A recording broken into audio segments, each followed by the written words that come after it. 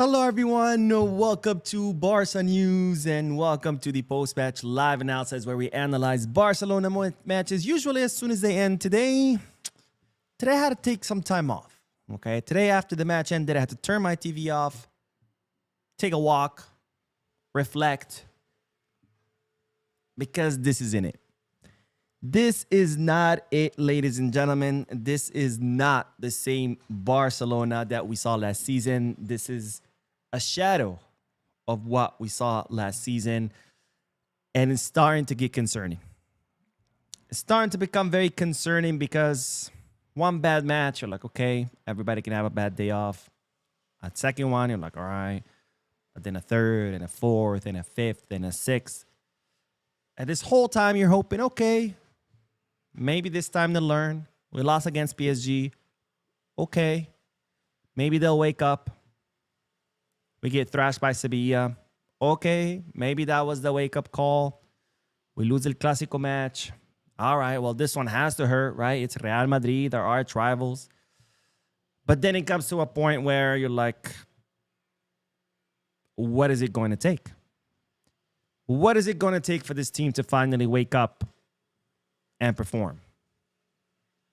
Because I haven't seen a single good match by Barcelona this entire season. And we're in the month of November. I mean, this is not, oh, the season's just starting. The players are still finding, getting back into competitive rhythm. At this point, I can't find any excuse. I can't find any excuse. I can't think of any excuses. I can't think of any solutions. Because at this point, it's clear. These players just don't want it as bad as they did last season. Because we're seeing the same thing time and time again. I mean, this post-match live analysis could honestly be like 30 seconds. I could just come on here and be like, all right, we drew 3-3. Go watch the previous week's post-match live analysis or the one before. Because honestly, I've been saying the same thing every single time. Because we're seeing the same performance every single time. So I don't know. I'm out of words. I don't know what else to say. I don't know what the hell happened to these guys, but this is troubling. This is troubling because if we continue on this path, I foresee a trophyless season. It sucks to say it.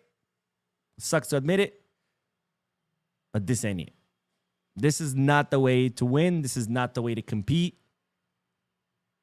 This is not it. Now, let's talk about the match a little bit more in more detail. But this was the lineup that Hansi Flick chose for today. Pretty much the same lineup as against Elche. Wojciech Szczesny in goal, Jules Koundé and Balde on fullbacks. Ronald Araujo, Eric Garcia and our two center backs. Araujo again replacing Cubarsí in a double pivot, Casado and Frenkie de Jong. Our attacking mid being Fermin Lopez, and then our front three being Lamine Yamal, Ferran Torres, and Marcus Rashford. Now, once again, today we saw a Barcelona that just does not press. They either don't press, or when they do, it's very disorganized. You'll see one player run at the opposing player who has the ball, but the rest of the team forgets to press. And I don't know when this team will realize something is that Flick's system only works if you press. The high line only works if you press. And if you can't press, the system doesn't work. So at this point, we are at a fork in the road where either these players decide to start pressing as a collective, not maybe one guy goes to press, but the rest stay back and watch, or we change the system. Because this is not working. This is not working whatsoever. And let me explain to you why it's a pressing problem and not a highline. Because I know the whole highline thing is going to come up again. When an opposing team gets the ball back, let's throw a name out there. Let's say Valverde. Let's say Valverde gets the ball back. If you press immediately, there are 4 scenarios that can happen. Scenario number 1, you take the ball away from Valverde, and then you don't even have to worry about the offside, right? Because you got the ball back. There's nothing to worry about. Second scenario, You press Valverde right away. You can't take the ball away from him. But in pressing him, you cause a delay. Because now, since you pressed him, you left him with no space, he has to do something to react to your press. Maybe he has to turn around. Maybe he has to dribble you. Maybe he has to pass it to Bellingham, and then Bellingham makes a forward pass. In that delay, that gives enough time for your defensive line to set up the offside trap. So in that delay, the offside trap is set. Pass. Valverde makes the pass. Mbappe gets caught in the offside. Third scenario. You press Valverde. You can't take the ball away from him. Maybe you don't cause a delay, but in that pressure that you apply to him, he has to react so fast that he does get a pass out, but it ends up being inaccurate because he had to react so quickly. All right. We're good. And then there's the fourth scenario, right? You press him. You can't steal the ball. You don't really cause a delay. He still gets the pass out. It's still accurate. Mbappe gets it, and you're in trouble. It could still happen. But now, out of 4 scenarios, 3 of them you win, and in 1 scenario, they win. But when you don't press at all, out of those 4 scenarios, every single one of them, they're going to win. Because in every single scenario we don't press, that player has plenty of time to get the pass out. Your center backs don't have enough time to set the trap. And we get caught with our pants down like we did time and time and time again today. So again, if this system, if these players want to work, make the system work, they have to press. Without press, there is no flick ball. So either these players wake up and they start pressing and they press as a collective, or we change the system because it's not working. Without press, there's no flick ball. And today, we saw it time and time again. Now, don't let the stats fool you. Because if you look at the stats, Barcelona had a 76% possession. Don't let that fool you one bit, because this was not as a result of what Barcelona wanted to do. This was straight up a result of what Club Brugge wanted to do. Because Club Brugge let us have the ball. Whenever they wanted to, they would let us have the ball. This was not Barcelona putting pressure on Club Brugge and boxing them in their own half. This was Club Brugge letting us have the ball and just sit back. And then whenever the hell they wanted, in whichever form they wanted, they would cause us danger, damage. We would score a goal. They would immediately switch the attack, score a goal again, retreat.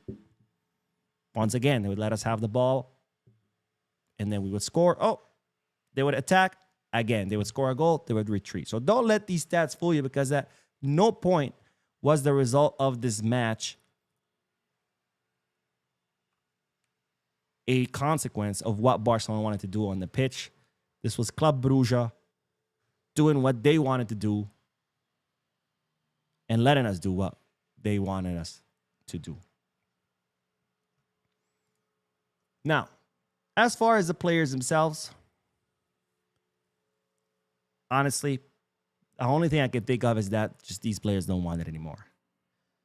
Last season, the reason why these players were so good is because they played as a team. And a consequence of playing as a team is that everyone improves. Ferran Torres, for example, not that I'm picking on him, but Ferran Torres, when he went from those 2 seasons under Xavi to under Flick, he didn't all of a sudden become great. He didn't all of a sudden learn skills. He's the same Ferran Torres. But what made him so good under Flick last season is that the whole team played as a team. And when you play as a team, that brings out quality, the qualities in players that makes them better because they're all playing as a whole. But I think that has caused many players to now think that they don't need to play as a team. They think now, because they were so good last season, that now they're good, that they can just go on their own. Jules Koundé, for example. Great example of that. Last season, one of the best right backs in Europe. Now, I wouldn't even sign him for Elche. Another example. Lewandowski comes on the field. Didn't really have any difference on the match. But a 37-year-old would go all the way down to the halfway line to get a pass. And yet Ferran Torres, who's the shark, 25 years old, can't do the same. That tells me that it's an attitude problem. Marcus fucking Rashford, the guy who was going to revindicate himself, and show us what he's made out of. Not a single time did he track back to press or track back to get a pass. He was always waiting for the passes up there. Again, Lewandowski, a 37-year-old, has to drop all the way to the halfway of the field to get so he could get a pass, but Rashford can't, which again tells me this is an attitude problem. Jules Koundé, time and time again, breaking the offside trap, not paying attention. He got fouled and he stayed on the ground for like 30 seconds where his team was still attacking. This tells me that these guys don't have the right attitude. I don't know what's going to take to fix this, because it's clear that these players have lost themselves. They think they're too good to play as a team. They think they're too good to try. They think they're too good to press. And I don't know how many losses, how many draws, how many drops of points is it going to take for them to finally figure it out that you're not that good.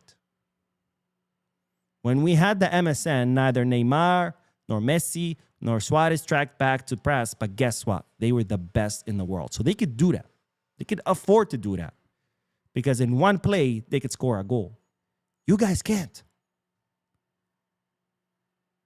Lamine Yamal doesn't help press, but we saw what Lamine Yamal can do. We saw him today. So, okay, sure, you don't need to press.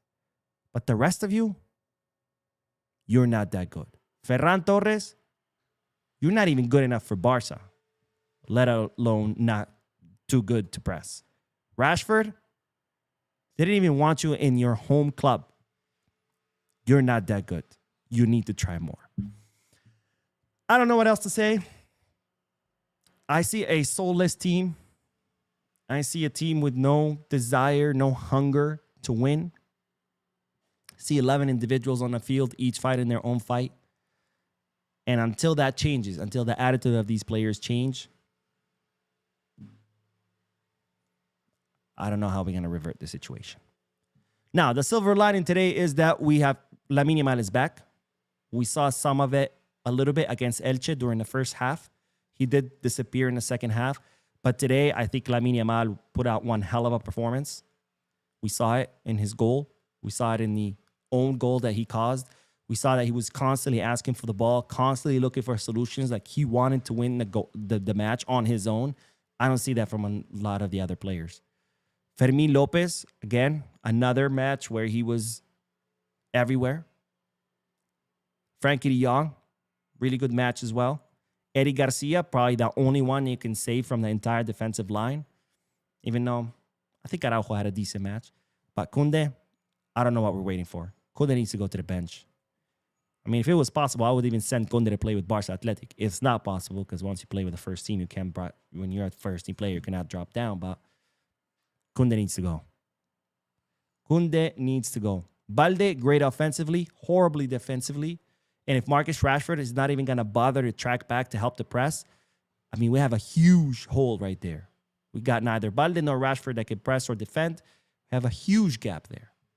Eddie Garcia, by the way, had to cover for Balde and had to cover for Araujo because Araujo would have to cover for Koundé consistently. And Tech, what can I say?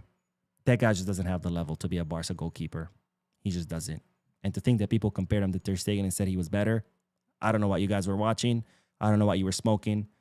But I think it's pretty clear now that Tech does not have the level to be a Barcelona goalkeeper. Anyways, that's all I have to say. 3-3. 2 more points dropped. This should have been a match that we should have won. I mean, this is a team that we should have been able to defeat. Not to mention, we have a very difficult match coming up against Chelsea at Stamford Bridge. And if we can't, get points against smaller teams like this, then what are we doing? Anyways, let's do some comments and then we'll end this. And then I am going to do the podcast because, yes, today is podcast day. And just because we're doing a post-match live analysis, it doesn't mean that we don't do a podcast. David says, Madness is doing the same thing over and expect different results. Spark can't be worse than Koundé. Honestly, at this point, playing with 10 men, just taking out Koundé and just playing with 10 men, it can't be worse than what Koundé does. Like, what happened to this guy? I don't understand. Klaus says, something needs to change. Yes, it does. And Johnny Son says, I was happy when I saw Gerard Martin coming in. That's how non-existent Balde was. Yeah, Balde attack-wise, great. Defensively, it's like we don't have anyone. We had no fullbacks today. Or left-backs, I should say. Yeah, fullbacks. We really didn't. I mean, we had two guys defending. Our defensive line was Eric and Araujo. Because Koundé couldn't be bothered to defend. And Balde was always too high up. Or if he was tracking back, he wasn't zero awareness. The third goal, zero awareness. Doesn't even see that Club Brugge's 9, Forbes, was making the run. Zero awareness. Nathan says, I think injury Koundé can do us more good to harm than... we don't need an injury. We just need to bench him. Like, the guy he just needs to be benched. Java the Hut says, I'm not jumping to conclusion, but Flick had an amazing first season at Bayern. Then the team did poorly the next season. We're seeing the same at Barca. If this continues, do you think Flick should go? I'm not in favor of changing coaches halfway through the season. I even said this when I was advocating for Xabi to be sacked. So if the season ends like this, yeah, we should talk about Flick not continuing, but not during the season. I am not in favor of changing coaches during the season. I think it does more harm than good. But that's a conversation for May. The month May. It's gonna be May. Spooky says, Mo Flick is not punishing these players enough. Why is Ferran and Koundé still starting after being trash all season? I don't know, my friend. I don't know. And Costa says, the way we are playing, I don't see us winning anything, not even a Clásico. Very uninspired and idealist playing. Really hope they get it together. I hope so too, my friend. I hope so too. Warden says, I believe the team is missing a pillar of leadership. Inigo Martinez was that leader that would give all every game. The hunger started from the back. Look, I miss Inigo too. Don't get me wrong. One hell of a defender and an incredible and even a better leader. But I don't think that Inigo would have made much difference. Would have the team been better? Maybe. But would have made a difference? No, because this is the whole team. And Inigo is just one guy, Again, I'm not taking away from anything Inigo did because he was absolutely amazing. By the way, a lot of you wanted him out. Remember that? But I don't think Inigo can fix this. Inigo's just one guy. How is he going to cover for Rashford, who can't bother to track back? For Balde, who's completely lost? For Koundé, who doesn't even bother to play? You can't. For Ferran, the shark, who cannot bother to help out either. You just can't. So would Inigo help? Sure. But would he fix this problem? No. We need the entire team to get their shit together. That's all we need. Bailey says, so Hansi Flick does not has any other styles of playing in his whole life, or only this highlight that is no longer working. Every coach has his own style, right? They can adapt it, they can change it, add to it, subtract to it, but every coach has their own thing. Like Pep, right? We know how Pep plays. He might make some changes, adapt to it, but it's still the same style, right? Sanjok says, and thank you for your donation, my friend. So easy to break our defense, one cross pass, and our whole defense falls apart. And at this point, our defenders should be able to read these passes. We're making basic defensive mistakes. Yeah, but it also doesn't help when the front line and the midfield are also not pressing. Because, like I explained a few moments ago on why the press is so necessary for the high line to work.